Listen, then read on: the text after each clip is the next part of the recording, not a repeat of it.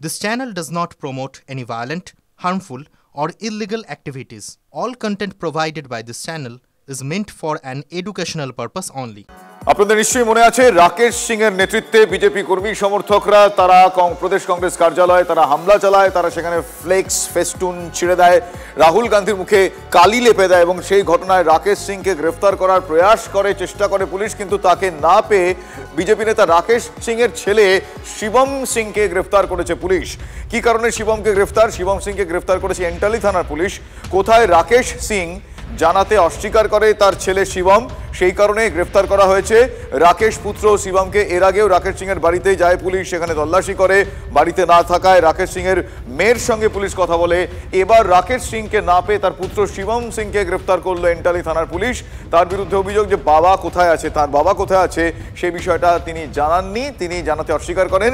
অর্থাৎ এক্ষেত্রে জিজ্ঞাসাবাদে তাদের সহায়তা না করায় তাকে গ্রেফতার করা হয়েছে বলে পুলিশের সূত্রে জানা যাচ্ছে। ইতিমধ্যে রাকেশ সিং এর পুত্র যার নাম শিবম সিং, সেই শিবম সিংকে গ্রেফতার করেছে এন্টালি থানার পুলিশ।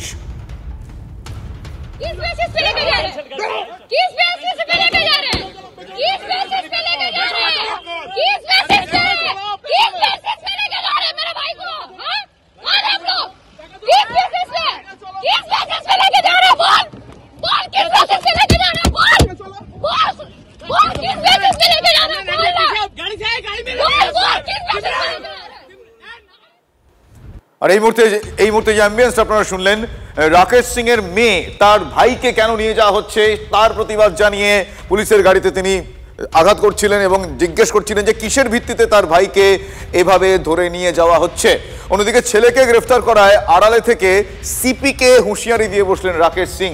ছেলের কিছু হলে দায়ী থাকবেন মনোজ বর্মা, এমন হুঁশিয়ারি বিজেপি নেতার। শোনাবো আপনাদের। আমার ছেলে যদি কিছু হয়ে যায় তো আপনাকে মনোজ বর্মা আপনি দায়িত্ব থাকবেন, আমি মমতা ব্যানার্জিকে দায়িত্ব করব না।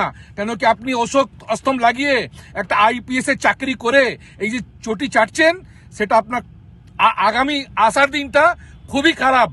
আজকে আমার ছেলে উপরে যেটা হাতটা দিয়েছেন খুবই খারাপ করেছেন আপনি। পুলিশ তাকে ধরতে পারলো না, এই অপদার্থতা, সেটা কি মুখ ঢাকা যায় ছেলেকে গ্রেপ্তার করে? রাকেশ সিং কার্যত স্ট্রেট চ্যালেঞ্জ করলো যে আমি পশ্চিমবাংলাতেই আছি, কলকাতাতেই আছি, এটা বোধহয় 4 দিন হলো, 4 দিনের মধ্যে পুলিশ ধরতে পারেনি। লজ্জায় মুখ লুকোবার কোনো জায়গা নেই। রাকেশ সিংকে গ্রেপ্তার হবে, নিশ্চিন্ত থাকুন, অপরাধী ছাড়া পাবে না। রাকেশ সিং এর ছেলে তার বাবাকে লুকোতে পালাতে সহযোগিতা করেছে, অপরাধের সহযোগী হিসেবে তাকে ডিটেইন করেছে পুলিশ। যদি মনে হয় এই গ্রেপ্তার বেআইনি, কোর্টের রাস্তা সবার খোলা আছে, কোর্টে যান, কোর্টে বুঝে নেবে কলকাতা পুলিশ, কোনো অপরাধীকে রেয়াত করা হবে না।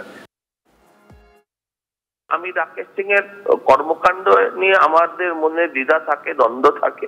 হ্যাঁ, যেভাবে হয়েছে সেইভাবে ঘটনাটা না ঘটলে ভালো হতো, কিন্তু হ্যাঁ এইভাবে তার ছেলেকে ধরে নিয়ে যাওয়া 1, আর 2, আমার বক্তব্য হচ্ছে তৃণমূলের ধরে নিয়ে যাওয়ার অধিকার আছে, তৃণমূলের তখন আত্মসমর্পণ করার পালা।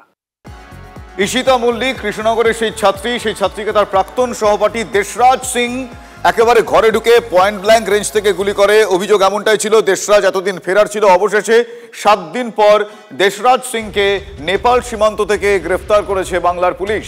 ঈশিতাকে খুনের পরেই সে উত্তরপ্রদেশে পালিয়ে যায়, মানে দেশরাজের কথা বলছি। তারপর নেপালে পাড়ি দেওয়ার আগেই কোতোয়ালি থানার পুলিশের হাতে পাকড়াও দেশরাজ। এর আগে গুজরাট থেকে গ্রেফতার করা হয় এই ঘটনায় দেশরাজের মামাকে, যেই মামা তাকে পালাতে সাহায্য করেছিল বলে জানতে পারা যায়, যে মামা তাকে তার যাবতীয় নথিপত্র তৈরি করে দেওয়ার সাহায্য করেছে। অর্থাৎ তার এই অপরাধের পর তার মামা তাকে, সেই অপরাধীকে, মানে অভিযুক্ত অপরাধীকে এক্ষেত্রে পালিয়ে যাওয়ার চেষ্টা করেন বলে সেই মামাকে আগেই গ্রেফতার করা হয়েছিল। দেশরাজের মামাকে জেরা করে আজকে নেপাল সীমান্ত থেকে দেশরাজকে পুলিশ গ্রেফতার করেছে। ঘটনার 7 দিন পর পুলিশ এই ঘটনায় গ্রেফতার করতে পারলো দেশরাজকে নেপাল সীমান্ত থেকে গ্রেফতার করেছে। আমার সহকর্মী মহাদেব, সেই দিন থেকে, মানে যে ঘটনার দিন থেকে প্রত্যেকটা মুহূর্তের আপডেট তোমার কাছ থেকে নিচ্ছিলাম, কিন্তু কবে দেশরাজকে পুলিশ পাকড়াও করতে পারবে এই প্রশ্নের উত্তর আজকে মিলেছে। তারপর এখনো পর্যন্ত আর কি পুলিশের সূত্র থেকে জানা যাচ্ছে? দেখো, পুলিশ সূত্র থেকে যেটা জানা যাচ্ছে যে এই দেশরাজকে একটি আধার কার্ড তৈরি করে দিয়েছিল, নকল আধার কার্ড তৈরি করেছিল, সেটা কুলদীপ সিং এবং তার মেয়ে তাকে আধার কার্ড তৈরি করে, এবং সেখান থেকে সে পরিকল্পনা করেছিল যে সে নেপালে চলে যাবে, এবং নেপালে যাওয়ার আগেই পুলিশ কিন্তু ছক করে রেখেছিল, এবং সেখানে যাওয়ার আগেই নেপাল সীমান্ত থেকে তাকে গ্রেপ্তার করা হয়। এবং এখন পুলিশের মেন যেটা জিজ্ঞাসাবাদ করে যেটা জানার চেষ্টা করছে পুলিশ, এবং তাকে 14 দিন হেফাজতে নেওয়ার চেষ্টা করছে, যাতে ওই যে অস্ত্রটি ব্যবহার করেছিল সেই অস্ত্রটি উদ্ধার করার জন্য, এবং অস্ত্রটি কার কাছ থেকে কিনেছিল সমস্তটাই কিন্তু পুলিশ জানার চেষ্টা করছে। এবং কুলদীপ সিংকে আজকেও কিন্তু আদালতে পাঠানো হয়েছে, তাকেও যে হেফাজতে নেবে, এবং সামনাসামনি বসিয়ে দুজনকে জিজ্ঞাসাবাদ করা হবে যে এই অস্ত্র কুলদীপ সিং তাকে জোগাড় করে দিয়েছিল কিনা। কিন্তু যেটা পুলিশ বলছে যে তাকে মদত দেওয়া হয় শুধু নয়, তাহলে এই ঘটনায় তো কুলদীপ সিং এর মেয়ে, মানে অর্থাৎ ওনার যে মামা, মানে দেশরাজের যে মামা, তার মেয়ে, মামা তো বোন, সেও তো তাহলে যুক্ত হচ্ছে এক্ষেত্রে কোনো না কোনো ভাবে।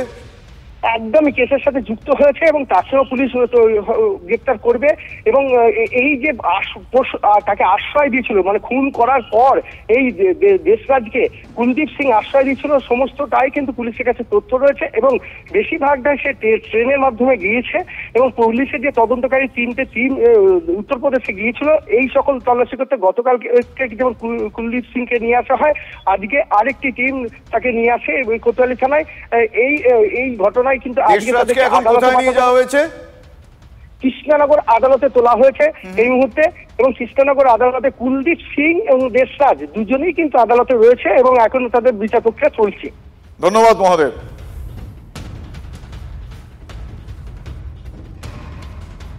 Most of those children যারা লকডাউনে টিনেজ হিট করেছেন, ওদের যে সোশ্যাল রিলেশন গুলো ডিফাইন্ড হয়েছে, most of it is from যে ভার্চুয়াল ওয়ার্ল্ড থেকে, যে সোশ্যাল মিডিয়া, ইনস্টাগ্রাম থেকে, maybe free fire game, this boy is addict of free fire game. তো সেরকম ভাইলেন্ট গেমস গুলো অনেকটা ভার্চুয়াল ওয়ার্ল্ডে এক্সপ্লোর করছেন। Maybe those boys and girls are coming into college. This is very serious thing. অনেক anonymous friends আছে যাদের নাম আমরা ডিসক্লোজ করতে পারবে না, কিন্তু ওরাও আমাদেরকে অনেকটা হেল্প করে।